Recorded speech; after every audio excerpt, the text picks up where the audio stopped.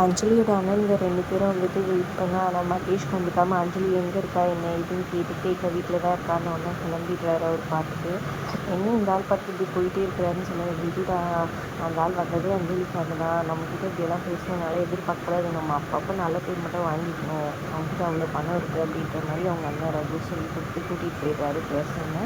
அதுக்கப்புறம் வீட்டில் வந்து நடு ஹாலில் உட்காந்துட்டு இருக்காரு மகேஷ். இங்கே எல்லாம் கேஷுவலாக பேசிட்டு அவங்க அம்மா டீ எடுத்துகிட்டு வர திடீர்னு பயந்து போய் கிளாஸை போட்டுருவாங்க. என்னடா இதுன்னு பார்த்தா மகேஷ். அப்புறம் எல்லாரையும் கூப்பிட்டு எல்லாருமே வந்துடுறாங்க. அஞ்சலி பார்த்து நீ எதுக்கு அங்கே வந்த, ஏன்டா இது டார்ச்சர் பண்ணுற, போடா இங்கன்னு சொல்கிறாங்க. அப்புறமா வந்துட்டு இங்கே பாரு அஞ்சலி, நான் என்ன தப்பு பண்ணிட்டேன், அன்பா இருக்குது தப்பா அப்படின்னு சொல்லி கேட்டேன், நீ ஒரு சைக்கோடா, போடா இங்கேருந்து அப்படின்ற மாதிரி கோவப்படுறாங்க. அப்பயும் போக மாட்டேன்ற மாதிரி மகேஷ், நான் உன் கூட தான் வாழ்வேன், உன் கூட தான் இருப்பேன் அப்படி இப்படின்னு சொல்ல உடனே கரெக்டாக வெற்றி வராது. என்ன நீங்கள் வந்து கிளம்பு, இப்படி தான் பேச இஷ்டம் இல்லைன்னு சொல்லிட்டாங்களா, அப்புறம் என்ன எதுவாக இருந்தாலும் கோர்ட்டில் பேசிக்கலான்ற மாதிரி சொல்லிட்டாங்க.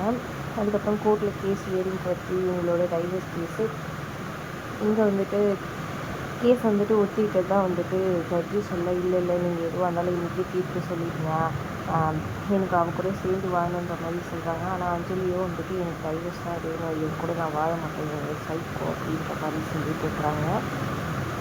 ஆனால் மகேஷ் இப்படி மாற்றி சொல்கிறாரு. என்ன நடக்க போகுது, ஜட்ஜ் என்ன பதில் சொல்ல போகிறாங்கன்றதை பொறுத்திருந்து பார்க்கலாம். வீடியோ பிடிச்சிங்கன்னா லைக் பண்ணிக்கோங்க.